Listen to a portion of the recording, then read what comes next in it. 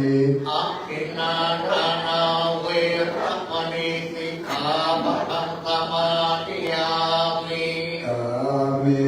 สุมิจฉาจาราเวอาจาราเวรมณีสิกขาปะทังสมาธิยามิมุสาวาตาเวรมณี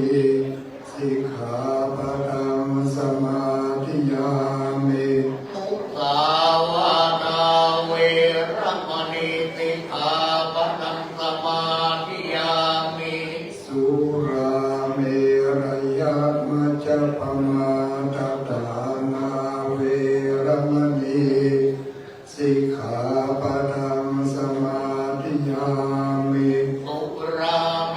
รยมัชฌัปมาทัฏฐานาเวรมณีสิกขาปะทังสมาธิยามิอิมานิปัญจสิกขาปะทานิสีเลนะสุขติยันติสาธุสีเลนะโภคสัมปทาสาธุสีเลนะนิพุติยันติตัสมาสีลังวิโสทะเยสาธุเวปฏิปฏิภาหะอปสัมปติปิติยาอปทุกขาวินาศายะอริตังพุทธมังคลาวิปฏิปฏิภาหะอปสัมปติปิติยาสัพพยาวินาศายะอริตังพุทธมังคลาวิปฏิปฏิภาหะสัพพสัมปติปิติยาสัพพโลกวินาศายะอริตังพุทธมังคลาเรนตุวันนาเบตังสเมนตาภะทันตาภวิกิตาจิตตปรินตังพนันตุสัพเพกเมจรูปเปกิติสิกรัตเตจันตะเรเกวิมานเนอิเประเตตรุวันนาอารัมมะเกเตตุมมาเจยันตุเทวาตระตระวิสเมยาคันทัพนาคาอิอันตาสันติเกยังมุนิรวัจจนังสัทธวงเวสุดันตุอัมมาสวรรณการโรอัญญัมปะทันตาธัมมาสวรรณการโรอัญญัมปะทันตานะโมตัสสะภะคะวะโตอะระหะโตสัมมาสัมพุทธัสสะนะโมตัสสะภะคะวะโตอะระหะโตสัมมาสัมพุทธัสสะนะโมตัสสะภะคะวะโตอะระหะโตสัมมาสัมพุทธัสสะพุทธังสรณังคัจฉามิธัมมังสรณังคัจฉามิสังฆังสรณังมิทุติยัมปิพุทธังสรณังคัจฉามิทุติยัมปิธัมมังสรณังคัจฉามิทุติยัมปิสังฆังสรณังคัจฉามิตติยัมปิพุทธังสรณังคัจฉามิตติยัมปิธัมมังสรณังคัจฉามิตติยัมปิสังฆังสรณังคัจฉามินะโมเมสัพพะพุทธานะสวาราราคาโนตันอังกาโลนามิโนเมตังกาโลมหายาโสสัตตานังกาโลโลกาอิโตนิปังกาโลสุตินดาโลตัญโยชันนาภาโมโกมังกาโลปุริสัสสะโกสุมาโนสุมาโนเตโนเรวะโตนันติวันดาโนโสวิโตปุณณะคัมปันโนอโนมังคเสสะนุตตโมปัตตุโมโลกาปัญโจโตนานาโตวาราสาราติปันทุมุตตะโมสัตตะสังโฆสุเปตุอังกัมโมกาโนตุตตะโนสัมมาสัมโพปิยะตัสสินารัสสะโพอัตตะติกาโนนิโกลัมมังกติตัมโมนุโตติกัตโตหันสัมโมโลเกติโตจาวานาตา สังวโรพุทโธจามะนันโตพุทโธวิปัสสิยาอนุปโมสิกิสัพพะนิโตสังฆเวสสัมพุทโธขันธยังโกกังคุขังโตสัทธาวะโหโตนะกามโนรัตถันทะโหกัสสะโพธินิสัมปันโนโตธัมโมสัจจยะปุงคัมโมอะระวิสติกัตตาอิเมบุตตามะอิติกังกรุณาคุณาสัมปันนาสัพพะโลกาภิโภจิตาเตระสังอุตตมะอัคคปุงคละเตปิสังฆกุณาสมบัติเยมะตังปัตตังเตพุทธาติตายะมังคลาอุเตสัพพะทาอัตถวิสันติเมพุทเตหัมมันตามิสัพพะทาเตสังฆาเนนะสีเลนะขันติเมตตาภะเรนะเตปิโนอนุรักขันโตโลกเยนะสุเกนะจะอัตถวิสันติเมพุทเตโยนะโรสะระนังกะโรกัปปะนิสัตตังทุกขาริโตนะกัสสติอัตถวิสันติพุทธภาวิตาโมอันตาโตสัมมาสัมพุทธัสสะมะเอสิโนนะโมอุตตมะธัมมะจัสสะวะกะตะเตมะเตริธานะโมมหาสังฆัสสะภิวิสุทธัสสิลานิธิโนนะโมมัตตยานัตสะนะนันตายาสาสาดุขังนะโมมะกะติตัสสะตัสสะวัตถุตายาสะภินะโมกะลาปะภะเวนะวิคัสสันโนปัตตวานะโมกะลานุภะเวนะสุวัตติหันตุสัมปะทานะโมกะลันตะเตเตนะเมเตเมโอเมเตสวาสนะสัจจะโลกัญจมุติภวังตุสัพพะตาสัตตานัมเปจาโลกัญจเทวารักขันตุสัพพะทาตติงหุนตุโลกิสัพเพวะเลอัตตโนอติกาตุมนาหุนตุสังสัพเพยะติปิทาจัตโตวะจุลโตวะมนุสโตวะอมนุสโตวะอาคิโตวะอุตตะกะโตวะปิกาจโตวะกานุกะโตวะกันตังกะโตวะนักะตะโตวะจนะปะทะโนกะโตวะสัตตมะโตวะสันติติโตวะสัพพุริสโตวะจันทติอัตมิกานุนากุโกระเอวิจิกามนิสัพพันติปิอัตตารัสสุกลามัยตากาลกาสาเทนานาปยะโตวะนานาโลกัตโตวะนานาอุปัตตวะโตวะ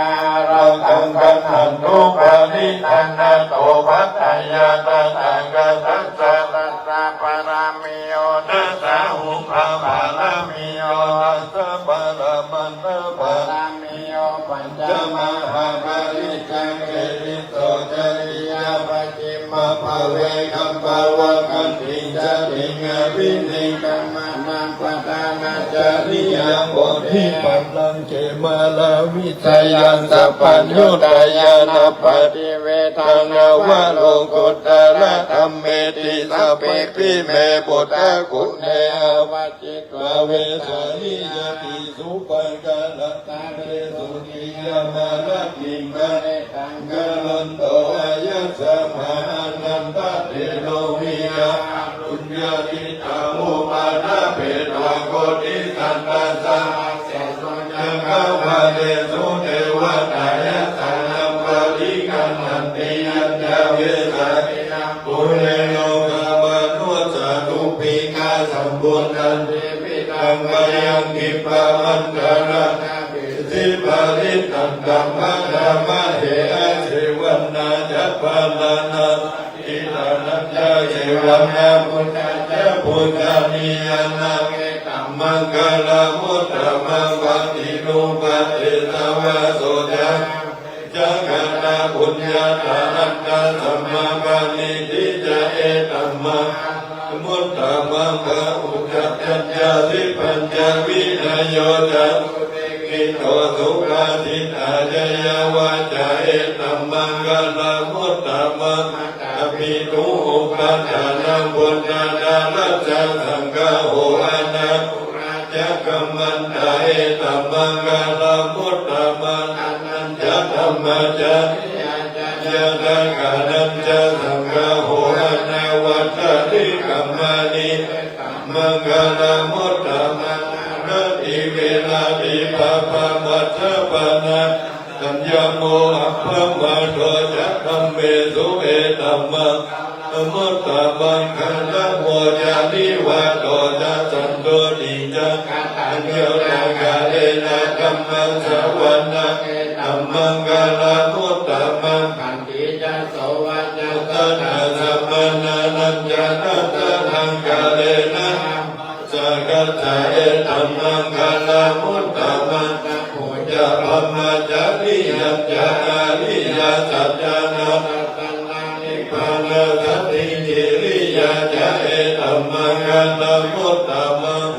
กะโลกะธัมเมหิติตังยัสสะนะกัมปะติยะโสกังสังเขมังเอตัมมังกาลมุตตมังกานิจานินะสัมปันนังสัมปาราชิตาสัมปันนาโสติกังสันติสัมมังกาลมุตตมันติมหามังกาลสุตตายังกินยิวิตังนิกาวาหุนังวะตุวายังรัตตานังปานิตังนโนสัมมังอภิตาเตนะอิตัมปิพุทเถรัตตานังปานิตังเอเตนะเยนะสุวัตถิหนโตกายังวิราคังอมตังปานิตังยะดัสสะกะสังกายะพุทธิสัมมาหิโตนะเตนะธัมเมนะสัมปติกินจิธัมมิธัมเมนะ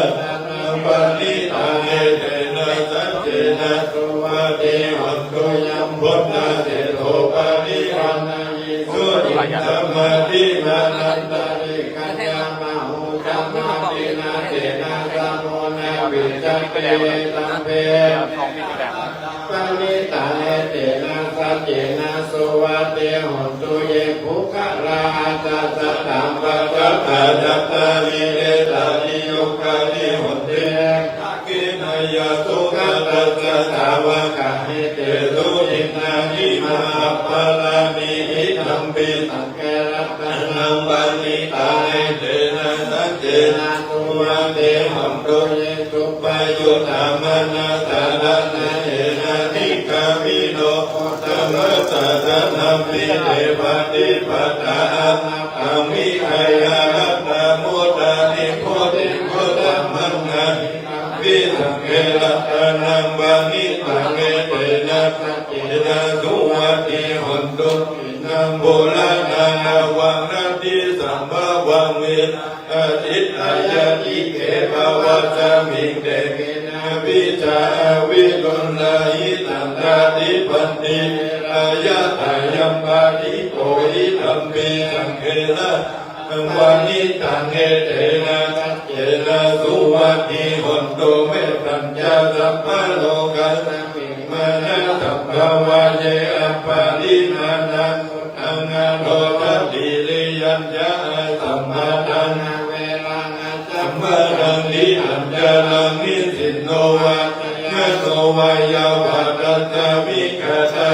โอเอตังสัติงาติอายะพัมมะเมตตาอะรังอิตามาหุติติจานุภะคัมภะสีลาวะตัสสะเนนะสัมปันโนกัมเมสุวินัยเกตังนายิตุงกัมปัสสะยังปุณณะเลกินิกาลานิยาเมตตาสุตตาทิโลเกศิลาอุโนทัจจังโสจยานุตตยาเตนะสัจเจนะกะหามิตัจจกินิยามนุตตะลังวัจจิตาธัมมะภะลังทิตัวบุพภเกสิเนสัจจมานะวะสัยาสัจจกินิยามกัสสะหังสันติปัญหาปัตตนาสันติปัญหาวัจจนามาตาปิกะเนกะทะเจตังเวนังปฏิกรรมอัตตะเกกะเตมะหัมมะหาปัตตานิโตติกิวะเตติ สกาลิสามิ โอตากังพัน ตั ตัว วยา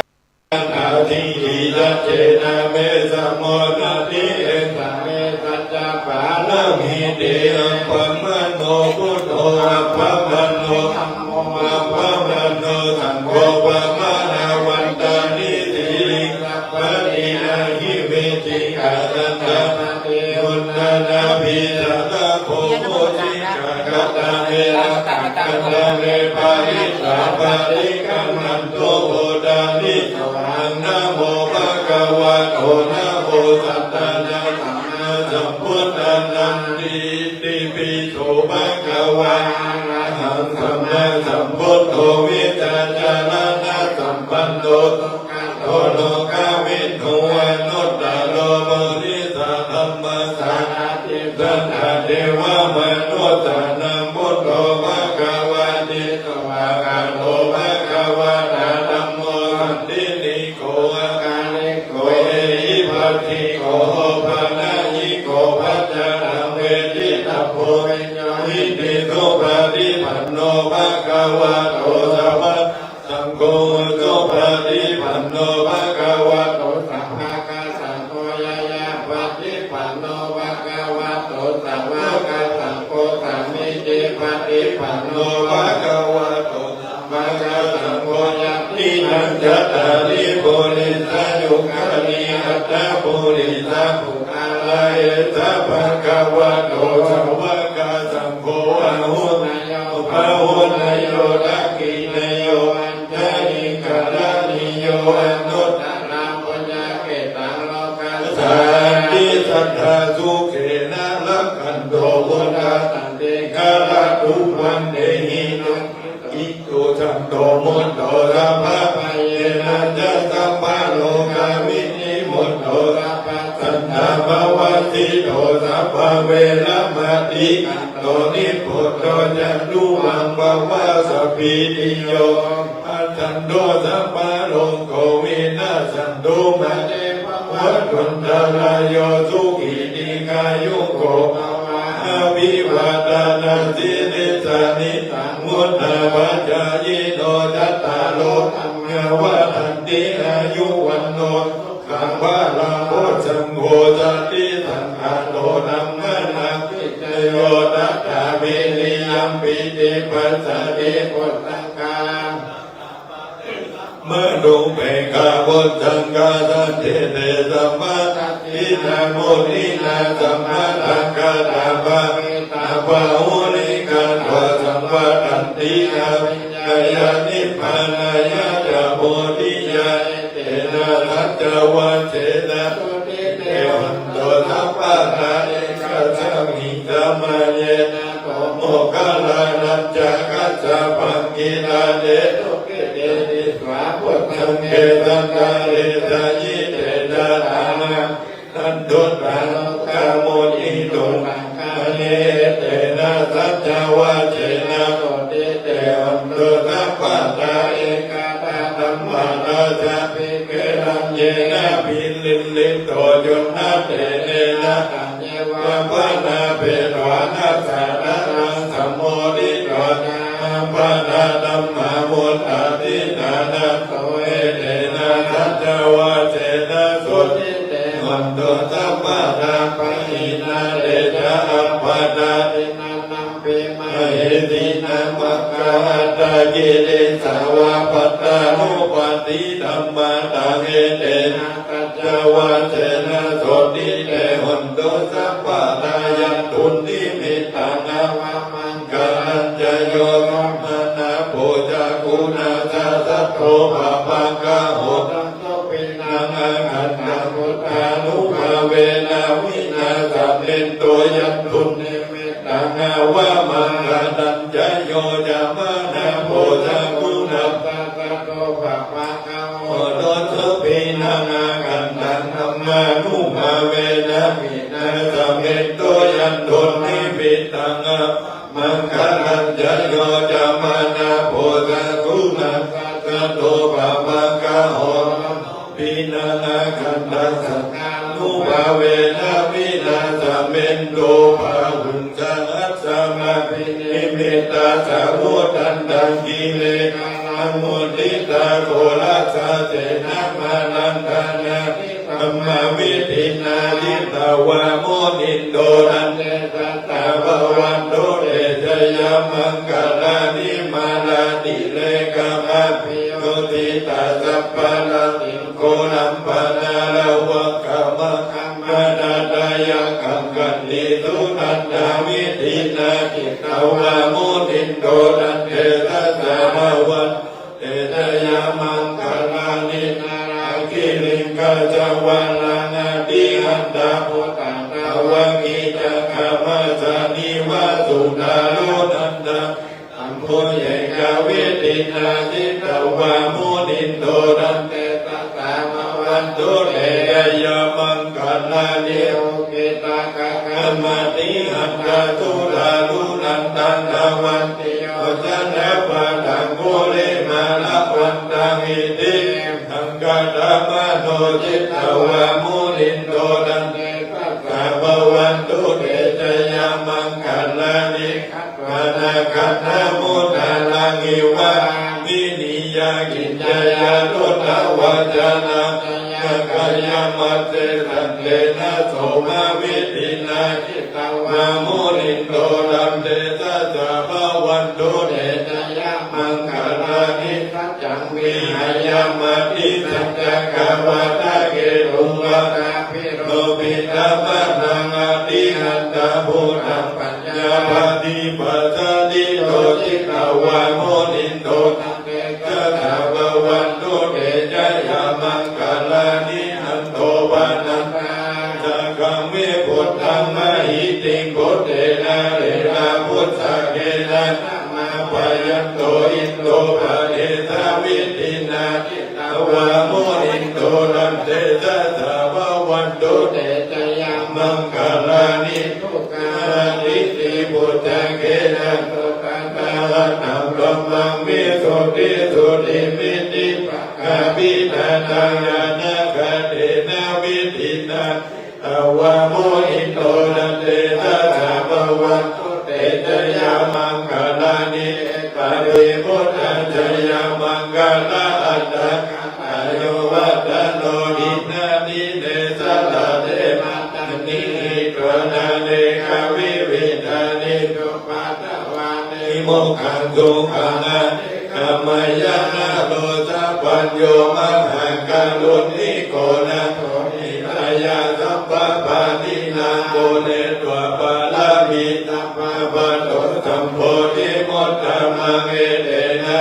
จาวัตเถนะหันโตเตชะยามังคลังจยันโตโพธิยามุเนสักขยานังนันติวัตโนเอวังสังวิจโยโหหิจยาโสจยามังคะเนอะปะราทิตาปันนังเกติเตปะตาวิโภคะเนอะวิเทเกสัพพะพุทธานังคัปปะโตปะโมดะติสุนัขตันตุมัง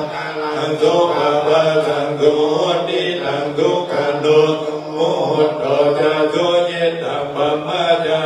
คุปะทะกินังกายกัมมังวาจากัมมังปะทะกินังปะทะกินังโมกัมมังวานิติเตปะทะกินังปะทะกินังกันตวนาระพันตะเตปะทะกิเนนะทิเมสะละนังอัญญพุทโธเมสะละนังวะนังเอเตนะสัจจวะเจนะหันโตเตชะยามังคลังนาทิเมสะละนังอัญญธัมโมเมสะละนังวะนังเอเตนะสัจจวะเจนะหันโตเตชะยามังคลังนาทิเมสะละนังอัญญธัมโมเมสะละนังวะนังเอเตนะ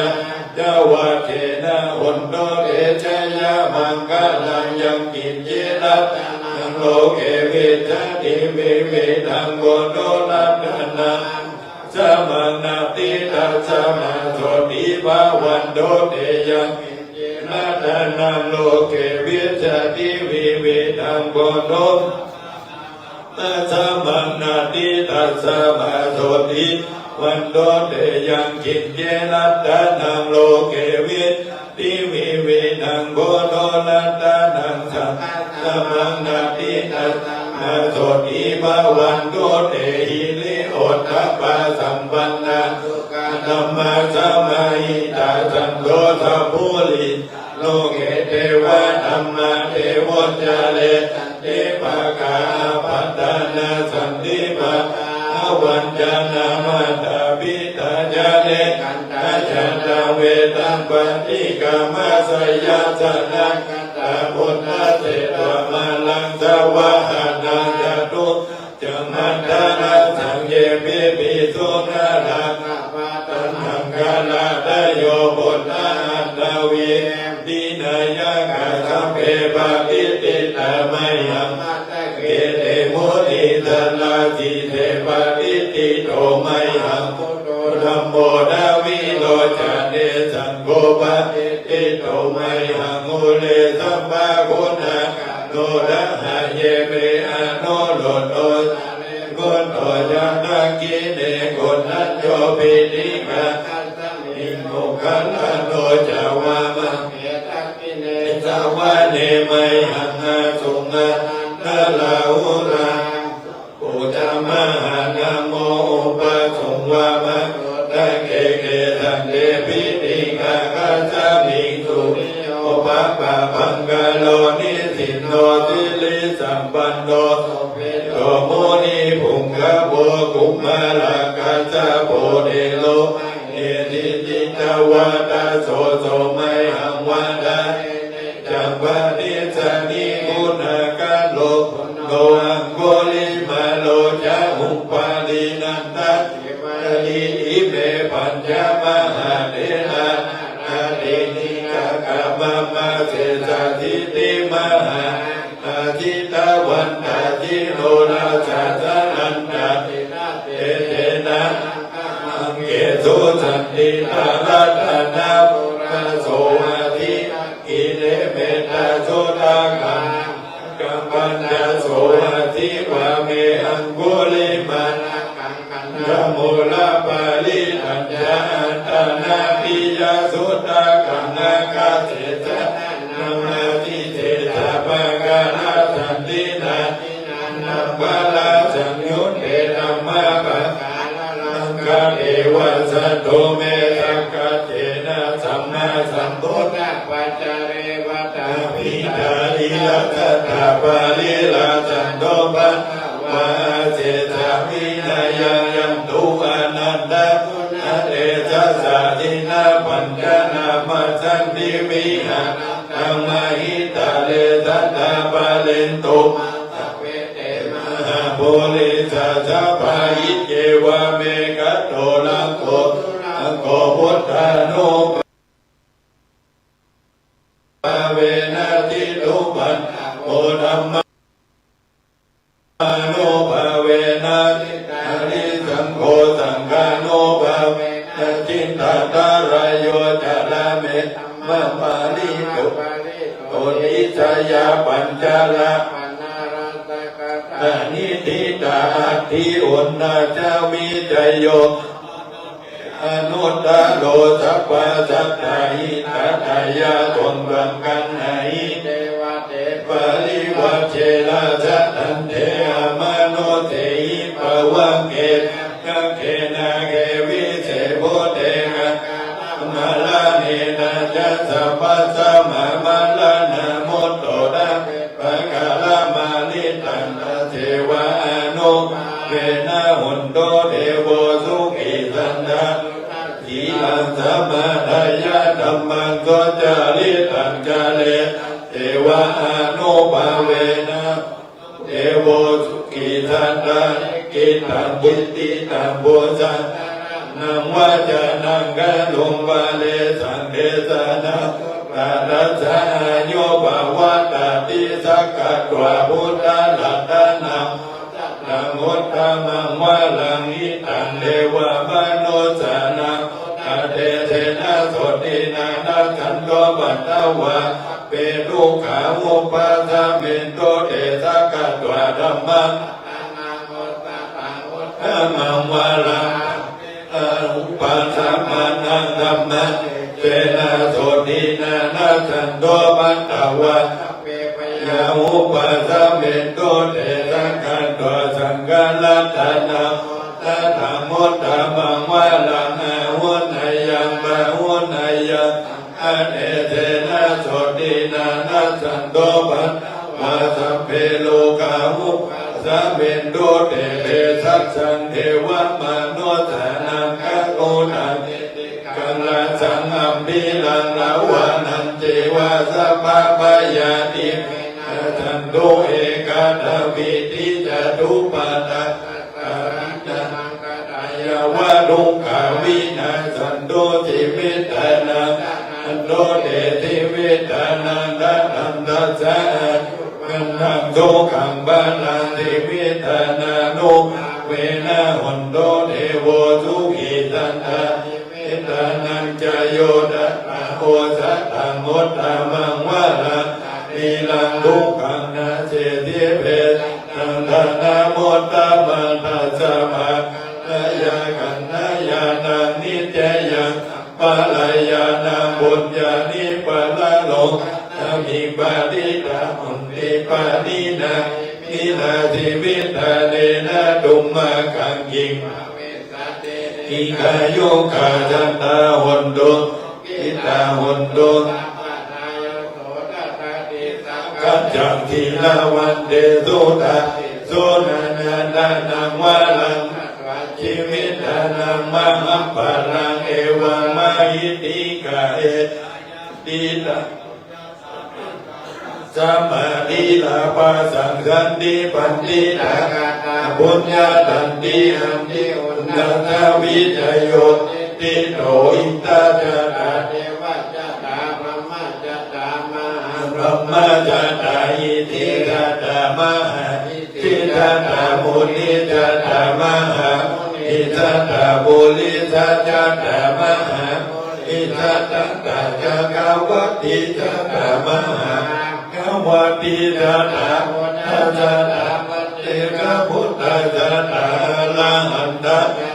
สัพพจิติวิจาจานังจาตาปะโลกาลิยานังจาตาสัพพะโลกาลิปติยานังจาตาเตนะสัจวะเตนะวัติหันตุตุยังปะหายานะโมพุทธัสสะนะโมธัมมัสสะโมสังฆัสสะสยาธิคังโลหุโลสหายาอินตาจาตาเทวจาตาอัมมัสสะตามหาพรหมจาตาอิจาตามหาอิทิจาตาอิจาตามหาโมนิจาตาปุริจาตามหาปุริจาตาจักรวัติจาตามหาจักวัติจาตาพุทธจาตาปัจเจกะจาตาอรหันตจาตาสัพพสิทธิวิจาอรหันตจาตาสัพพะโลกาจาริยานังจาตาสัพพะโลกาลิปัสยานังจาตาเอเตนะสัจวะเจนะหันตุตุยังสวหายะนะโมตัสสะนะโมธัมมัสสะนะโมกัสสะสยาธิธัมโมโหโลสหายะอินตาจาตาจันตามาจันตามหาพัมมาจันตาอิติจันตาอิติจันตาโมนิจันตามหาโมนิจันตาอิตาจันตามหาปุริจันตากวัติจันตามหาจังกะอิจันตาบุญจันตากะมุตตะจาตาอะระหันตะจาตาญาณังจาตาสัมปะโลกาญาณังจาตาสัมปะโลกาปฏิญาณังจาตาเอเตนะกวะเจนะอันตุวัติหันตุอันตวหายะนะโมพุทธัสสะนะโมอัสสะสยะธิคังโลหุโลสหายาสิลิธิติมาติตุตยาติติมาหิติมหาปุณณนิมิตาปุญญานิกานัสสะสัพพะยานิวานาสัพพะวะโตอะระหะโตสัมมาสัมพุทธัสสะภะ ติงสามานาปุริสลกาตาอาทิตยานุภาเวนะอาทิตยานุภายัญชนะนุภาเวนะตุกิกามัง กังภาเวนะปะปฏิญานุภาเวนะสารปิญญานุภาเวนะลาสิติสังฆจารัมมังกันตานุภาเวนะวะโลกุตตะธัมมานุภาเวนะอังกิกามัคคานุภาเวนะตัสสะมาปฏิญานุภาเวนะลาปิญญานุภาเวนะทุกขจายานานุภาเวนะญาณานุภาเวนะสัพพัญโยตายานานุภาเวนะเมตตากรุณาโมทิตาหุเบกขาภาเวนะสัพพะปาริตานุภาเวนะสานานุภาเวนะยันสัพพะโลกาสุโกปันดาวานุกานาสุปายาสาวินาสันตุยามิวินาสันตุสัพพะสังกัปปะอันตมิจันตุติกายุกะตุยหังหนตุสัมมังคิโกหนตุสัมมาทากัมนะอิกังขามหาสัพพุทธาลังกังกันวัฏสันนาตุมเอนุลังคันตุทุกขปัตตานิทุกขมายปัตตาจานิปยาปัตตาจานิโสกาหนตุเอปิปานิโนเอตาวะตาอัมเหหิสัมปตาปุญญาสัมปตาเมเทวานุโมดันโตสัพพะสัมปติสิทธิยาดานังนัตตันโตสัตยาทีลังลักขันโตสัพพะดาบะนาวิราตาหนโตขันจันโตเทวตาตาสัพเพพุทธาบาลปัตตาปัตเตกาลัญจยังบาลังอรหันตัญญาเดเสนะอัมปันดามิสัพพะโสพุทโธมังกาลังธัมโมโตดิปาโนตัมโมธัมมังกาลามะกัมมะกัปปะปะมุญจเลธัมโมมังกาลังโมโตคัมภิโนตุนัสโสอันตุง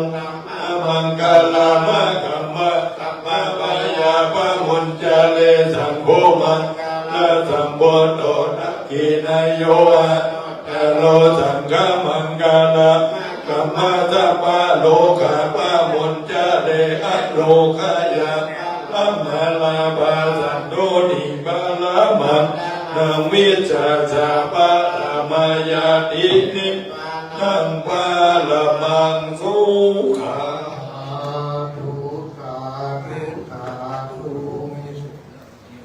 ศรัทธาญาติโยมยังบ่ต้องดึงได้แต่เด้อรอพิธีแล้วโมทุกอย่างเขาก็ค่อยดึงฝ่ายดึงได้ไปมัดปืนตอนนี้ก็นานจะได้สุมาคตาแล้วก็กล่าวคำถวายพระทหารพร้อมกับสังฆทานต่อไปเราต่อไปก็จะเป็นการสุภาพคนนะครับอาหารวันตามิกะปาวันตุนานาตานังตะปันโตสังฆมันจะเมพันเตสาธุโอกาสพันเตข้าแด่พระติรักไรพันแผ่วพระแก้วเจ้าต่างๆพระการมณีหมายมีสมณะตถาและมูลตถาผู้ขาดทั้งหลายทุกผู้ทุกคนตึงภายในและภายนอกภายในหมายมีท่านพระครูอภิวัฒนาวิกรมเจ้าอาวาสวัดปากน้ำเจริญภายนอกหมายมีพ่อหลวงเจษฎาปันถ้าผู้ใหญ่บ้านหมู่ที่ตีฝั่งน้ำเจริญพร้อมด้วยมูลตถาผู้ขาดทั้งหลายทุกผู้ทุกคนทุกน้อยใหญ่ใจยิ่งก็ได้ขนมคงควายตกแต่งห้างดาตันมีตำมุผาบานรวมดอกไม้มาตกแต่งไว้ละคันเพื่อจะขอสุมายังวัตถุตานาลายหลากสะพักความภาคยุคอันนำผู้ขาจักเวียนวายกล่าวไว้ร้อนว่าสมณะทาและมูลตถาผู้ขาทั้งหลาย ดาตาลมีใจหมดชื่นบ่บานมัวมืดใจเก่ากำลังหลุดโมโหนักปาโลออกปากเป็นคำกระดาบดีกรรมคิดอยากบอกทำตามสิ่งกุพักภาคะอีกหลอดว่าบังเกิดขึ้นในใจมุนจนะภาคะก็มีใจขาวใจของแพ้วอัปราภาคะอื่นนานแล้วก็มีใจจมชื่นยินดีก็มีปีติตื้นตองมีใจปกครองโดยโลภะปัจเจละธรรมธรรมนาตถาและมูลนาตถาผู้การตั้งลายก็ควรเป็นโตสกรรมมาที่แปดจึงได้แฝงของสมายังวันุตานาได้พายโผล่หายจากโลกและเวรกรรมหายจากนิวรณ์ธรรมกรรมอันจะพังไปยังผลตั้งขึ้นสู่จักฟ้ามหาเดชปานแต่ธรรมนาตถาและมูลนาตถาผู้การตั้งลายทุกผู้ทุกคนจุน้อยใหญ่ใจนิ่งนั้นจุงจะมีเตี้ยงแท้ดีลิกานะตะเลวตีตะเลมโนตะอาเล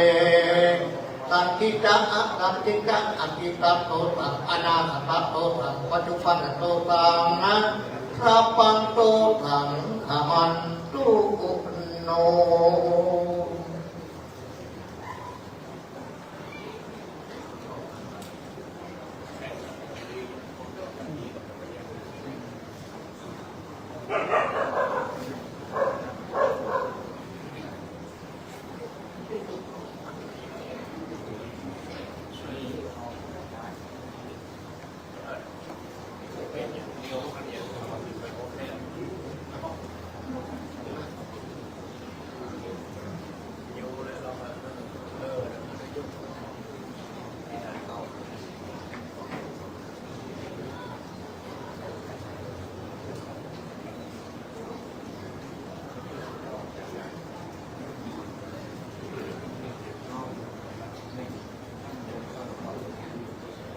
ลำดับต่อไปเราจะได้กล่าวคำถวายนะครับว่านะโมสามจบพร้อมกัน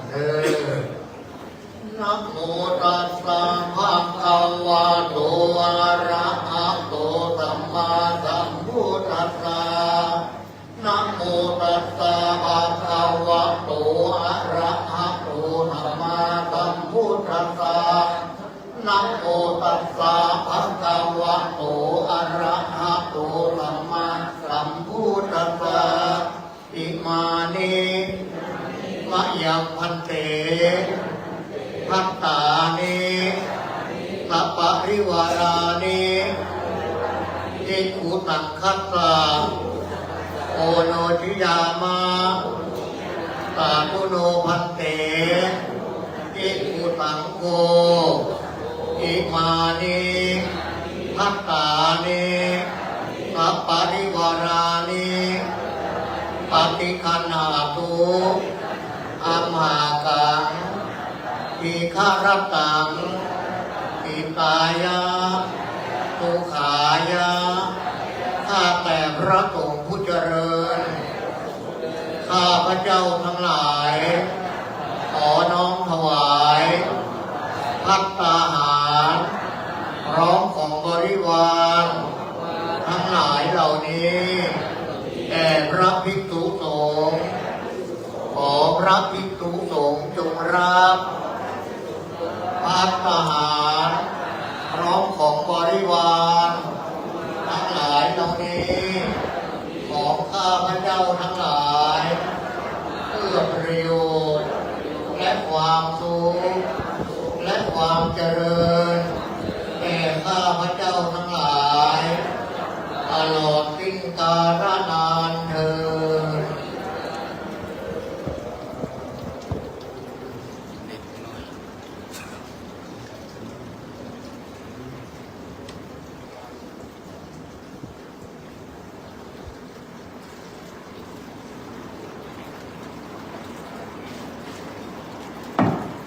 ต่อไปโบราณที่จะประเคนทางานนะครับอันดับแรกของเราที่บนอันพระครูอภิวัฒนาวิปโรเราเจ้าคณะอำเภอเลยเราเจ้าอาวาสวัดป่าสันเจริญได้ประเคนทายธรรมแด่พระพุทธของเราที่บนนะครับลำดับทัดไปเลยนะครับเวลามันจากใกล้เรียนเชิญพบกับนักสุรินทร์ ตุริกาอายุนามโดยโล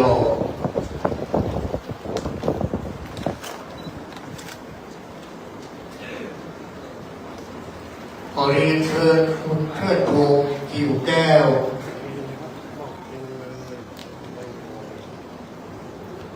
ขอเรียนเชิญคุณอภิรดีปุรานิธีขอเรียนเชิญว่าที่ร้อยตรีสุรพงษ์กาความนายกองค์การบริหารส่วนตำบลโดยรอบขอเรียนเชิญพ่อกำนันบุญทัพปัญญาประธานชมรมนำที่บ้านอำเภอโดยรอบขอเรียนเชิญแม่ทุนแก้วในเรือปกครองขอเรียนเชิญคุณสว่างกิจปทุมวันปกครองรีเพย์กันมั้ง ขอเรียนเชิญคุณแม่ประทุมชัยวันอำเภอแม่แสงขอเรียนเชิญคุณแม่จันเรือนสายคุณแม่เดือนเพ็ญทิวาคุณแม่อมราวงแหวนขอเรียนเชิญคุณกนกพิษชัยยาบ้านห้วยมูลนายอำเภอฝางขอเรียนเชิญคุณภูมิเพียรสิริวัลย์บรรทายขอเรียนเชิญคุณสมพรรัตนังขอเรียนเชิญพ่อบุญธรรมแม่รัตนาสั่งคำฟันเพียงผาเป้าขอเรียนเชิญแม่อมรวันเล้าบุญอำเภอสันทรายเชิญคุณแม่กองคำทองคำเพียงป่าเป้าเรียนเชิญคุณแม่ฟิลินทิพย์คุณเลิศกรุงเทพมหานครขอเรียนเชิญคุณแม่สุธิพรเขียนเลยพ่อเขียนเลยขอเรียนเชิญแม่ครูเกษณีไทยเทพเชียงใหม่ขอเรียนเชิญคุณกิรณาพิธีทัศกรกลับที่เดิมได้เลยขอเรียนเชิญแม่อภัยอินทราบ้านหนองครอบตัดปะตองขอเรียนเชิญพ่อสมัยแม่พิพาใหม่เขียวบ้านดงป่าตาขอเรียนเชิญพ่อครูสมพลแม่ครูนายทองมาลักแซมบ้านหลังเจดีย์บ้านโฮมขอเรียนเชิญป้าปิดาเพียงป่าเป้าขอเรียนเชิญคุณพันธุ์ราพรหมินทร์บ้านสันกระตองอำเภอแม่ไม้ขอเรียนเชิญคุณพ่อคุณอันแม่แสงล่าเอวิกาวังเหนือลำปางขอเรียนเชิญคุณอภัยอินทะหนองครอบปันป่าตองขอเรียนเชิญจ่าอากาศเอกนักบัญชีนอสยุวดีตุริกาขอเรียนเชิญพ่อหลวงเทพดานางสาวิตรีปัตตาขอเรียนเชิญแม่ปราณีใจพรหมาขอเรียนเชิญพ่อนางแม่เอื้อคำตัดตายขอเรียนเชิญแม่น้อยออกแก้วแม่พันธีสุขสวัสดิ์นายประพัฒน์ออกแก้วขอเรียนเชิญนายสนองนางสุกัญญาเจริญใจธรรมขอเรียนเชิญนางจันทราของขมูลขอเรียนเชิญพ่อสมพงษ์แม่สุนันทาญาติวงศ์ขอเรียนเชิญแม่น้อยนายตุ้ยนาเก่งจักขอเรียนเชิญนางรัตนาพรวันเจ้าขอเรียนเชิญพ่อตองวิชัยแม่พายาโกขอเรียนเชิญแม่สิวกิริวาแม่นางสวยรัตน์แม่นางตังกิริวาเขียนกันประเคนกันเข้ามาได้เลยนะสุดท้ายนี่ก็ได้ซ้ำกันนี่กันขอเรียนเชิญพ่อหลานแม่ไฟอาริโกขอเรียนเชิญพ่อสมัยแม่เป็นปัญญาเลิศขอ เรียนคือจากเด็กเรียนไกลหลงแก้ว แม่ผ่านนี้แล้ว ขนาด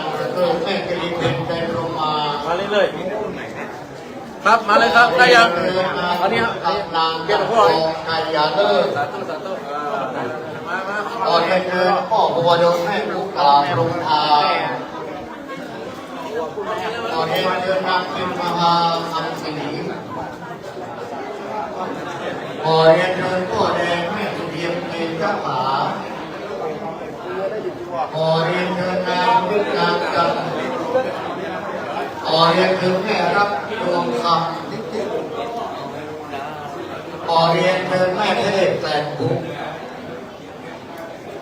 พอเดินแม่อมรหล่อทานบ้านดอกผาขาวพอเดินในอำนาจการลุกมีการพอเดินในควรนางสมบูรณ์คำตัดกายและลำดับสุดท้ายก็เรียนเชิญนายวัชรินทร์นางคำรุนกันที่บ้านมาไว้บ้านทุกการที่บ้านทุกโรงเรียนนางเจ้าตาที่อันนี้ครับเป็นเจ้าภาพอันนี้นางคนที่กินลูกโตที่เป็นเจ้าภาพในวันนี้นะครับ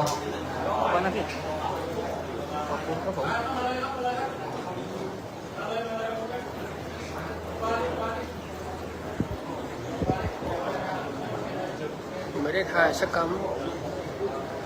ไม่ได้ถ่ายสักคำครับ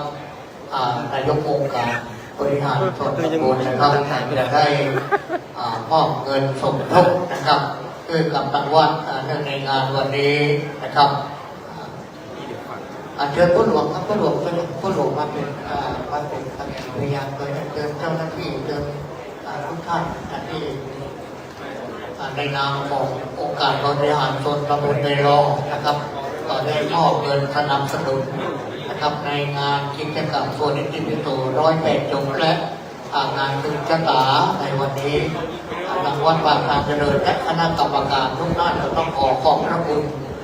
กับองค์การบริหารส่วนตำบลในรองโดยการนำของว่าที่ร้อยตรีสุรพงศ์กาวังนายกองค์การบริหารส่วนตำบลในรองครับ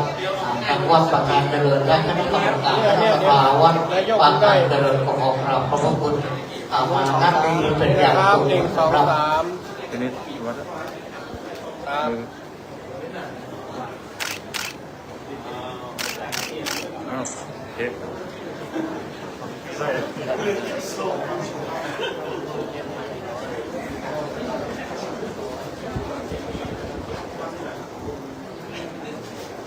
ว่าจะเอาลูกชิ้นเอาของต่างประเทศเราละ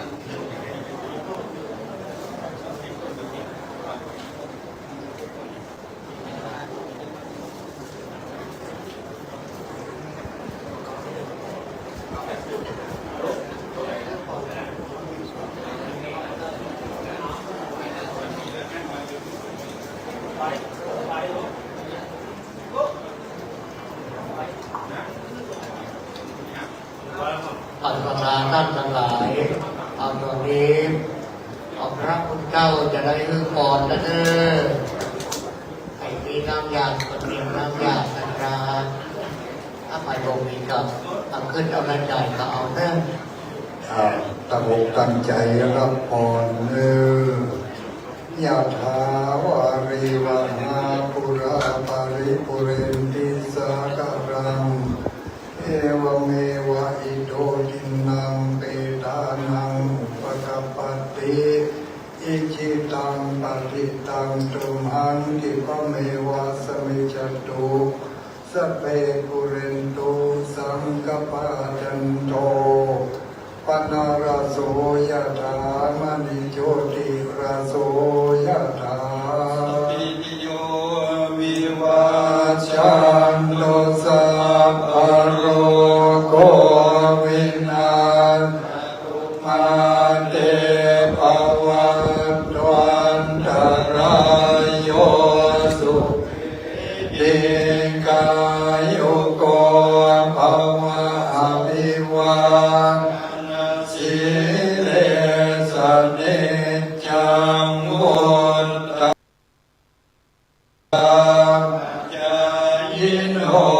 จัตตารโอธรร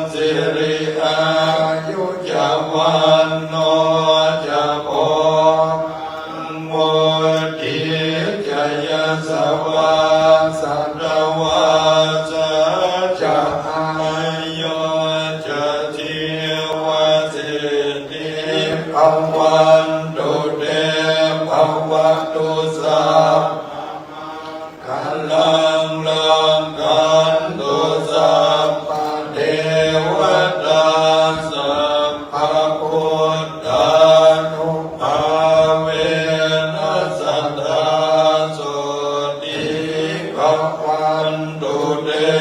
ภวตุสัพพมังคลังลังคันตุสัพพเท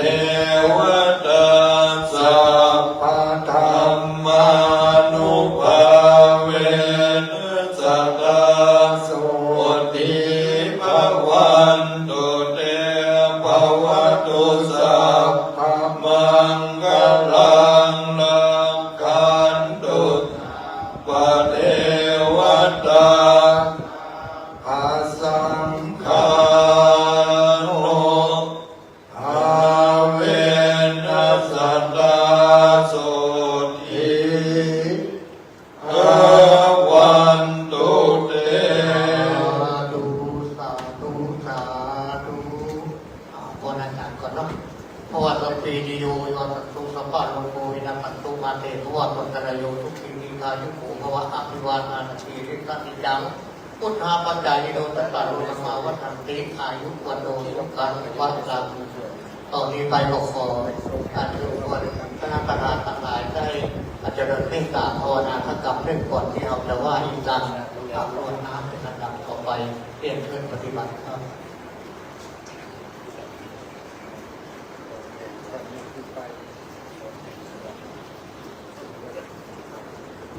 ขอกราบนิมนต์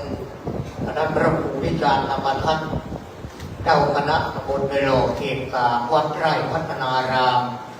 ได้โปรดพรมน้ำมนต์คือกับบรรดา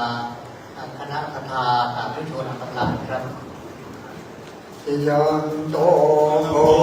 นิยาโมเลสักยานันนันทิวา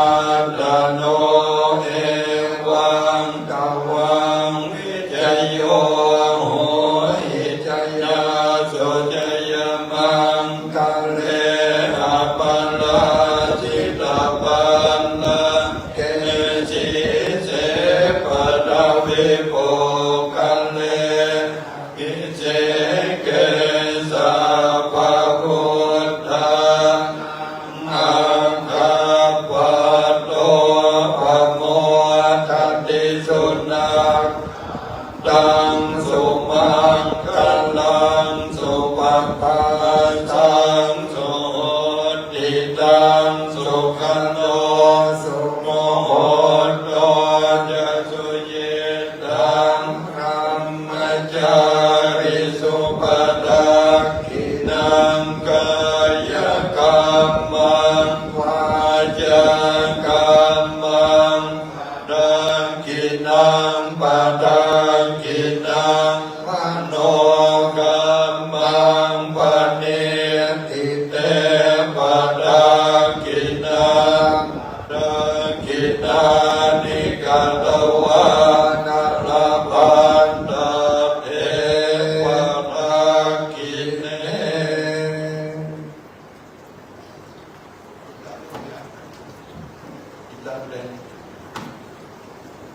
ทำให้ไปว่าอีกตามพบกันเด้อเอตัมปะนากัมมังนิปานาปัจจโยโหตุโดนิจังเอตังสีลังเอปานาปัจจโยโหตุโดนิจังเอตังภาวนาเอปานาปัจจโยโหตุโดนิจังยัมปิติกุศลกัมมังสัพเพหิกาเตหิกาตังปุญญังโนอนุโมตังโตพุทโตเอเทวะอัปปามิธาเนอาทิกาตาติตาอุตุสัพพะสัตตานันทุติยาตานันปาริหารันตุมาตาปิตาอุตุทุกขปามุจจันตุขเปยาติกาตุกิตาหุตุมุจจันตุขเปยายาติกาสุขิอุตุทุกขปามุจจันตุสัพเพปิสาสัพเพยักขาสัพเพเตกาสุขิตาหุตุทุกขปามุจจันตุสัพเพนังคัตตาสุขิตาหุตุจัตตุสัพเพเทวะภูเกตาหุตุ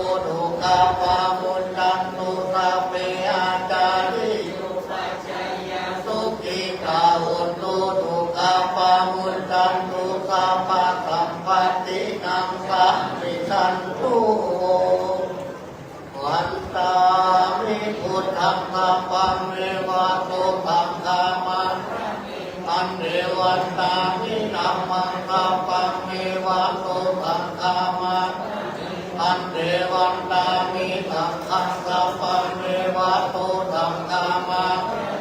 อันเทวันตามิปุโรอุปัชฌาย์อาจาริเยสัพพังเทวะ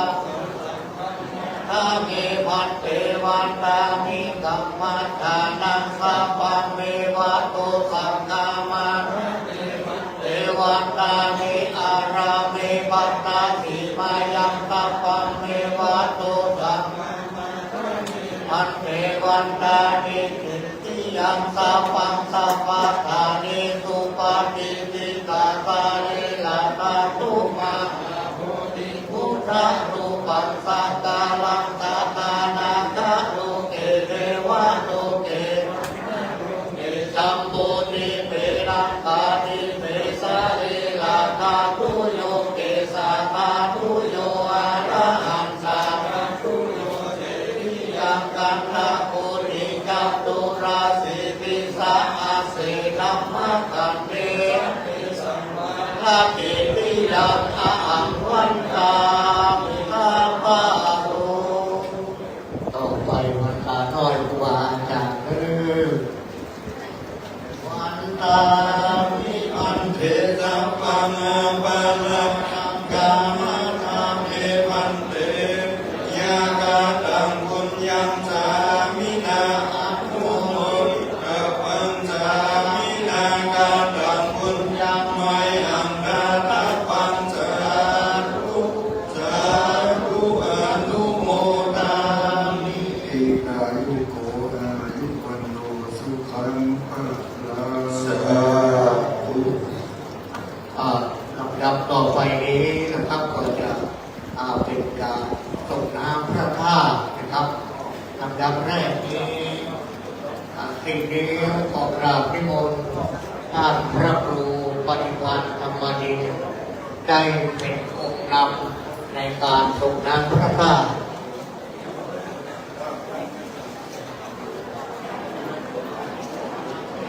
กราบนิมนต์หลวงพ่อพระครูสาธุกิจนันท์หลวงพ่อเจ้าคณะอำเภอยอยโลได้ส่งน้ำพระบรมธาตุขอกราบนิมนต์ครับ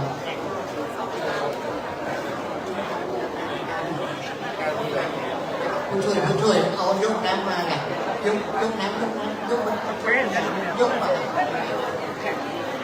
นทุกอย่างไม่ควรนะคะไม่ควรนะต้องหักไม่ควรจับยกหางมันเป็นหักที่เต้ย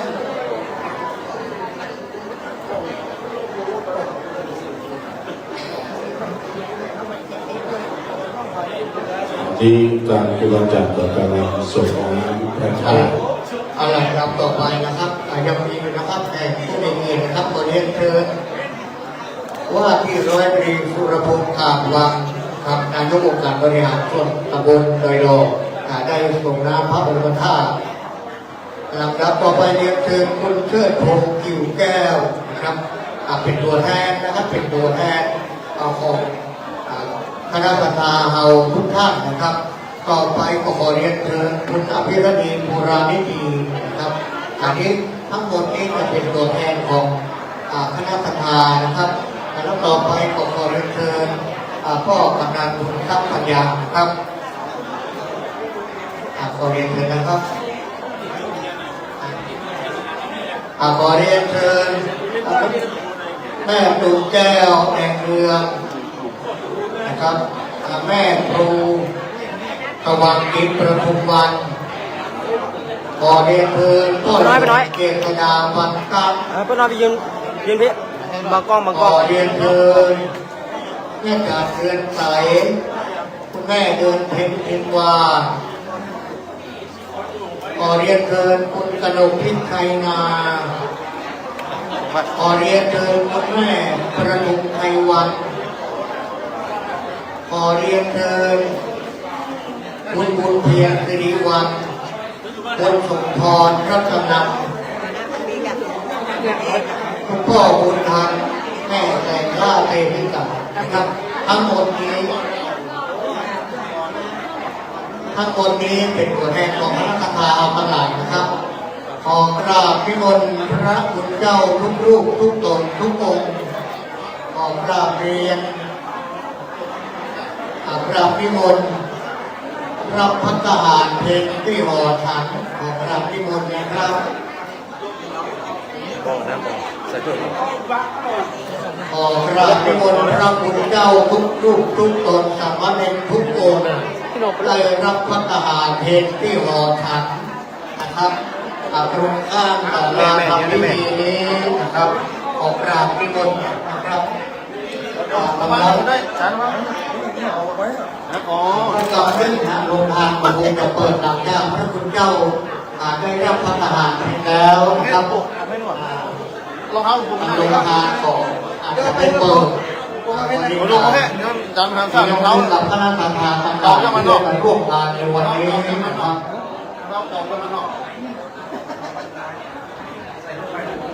ขอทุกคนนะครับเริ่มจากด้วยฉันรับประทานเพลงที่หอฉันช่วงเวลานี้เวลาสักหน่อยแต่ก็ได้การได้สอนทุกคนสามารถเรียนรู้ว่าความโบราณได้รู้เรียนจากพบปะกับพี่น้องกันหลายเลยที่กองบริการที่ไม่ยอมได้ถ้าจะไปทำบุญครับสามารถเรียนเอารับบัตรเดินทางวัดสัมเมลแล้วก็จะเดินก่อนเด้อที่หมดครับ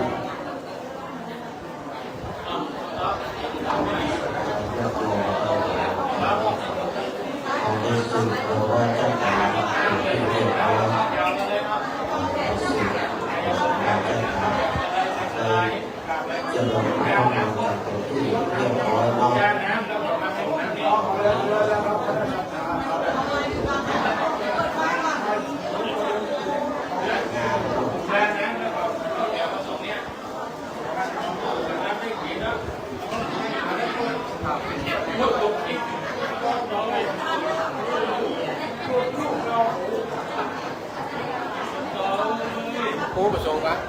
โอ้อยู่น้อยกันโอ้ประสงค์อยู่น้อยกัน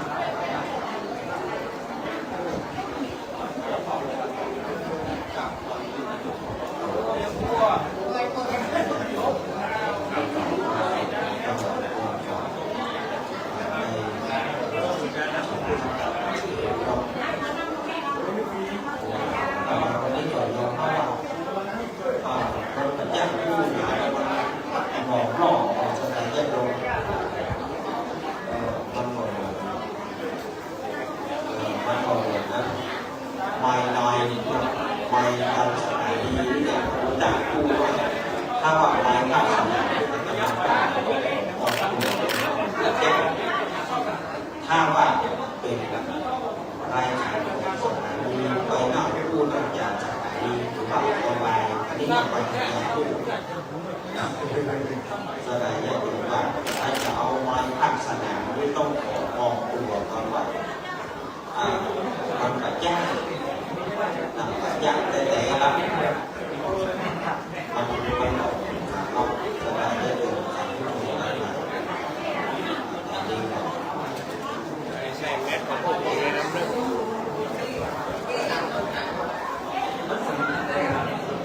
ราคณะประธานต่างๆที่จะส่งน้ำเพราะบรมธาตุพระธาตุเจดีย์นะครับน้ำก็มีตรงปล่อยที่กองประชาสัมพันธ์นี่นะครับกองไอ้กัมพูชาน้ำก็มีตรงปล่อยเพื่อไปส่งน้ำพระเจดีย์พระธาตุขอเรียนเชิญเด้อถึงที่จุกกองอำนวยการตรงประชาสัมพันธ์ที่นี่นะครับ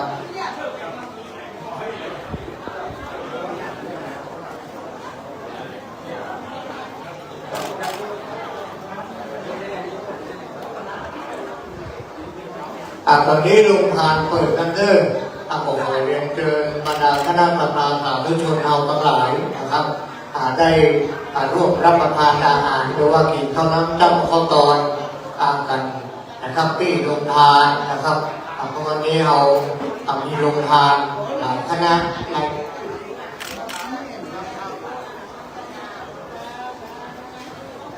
ทีมงานเลย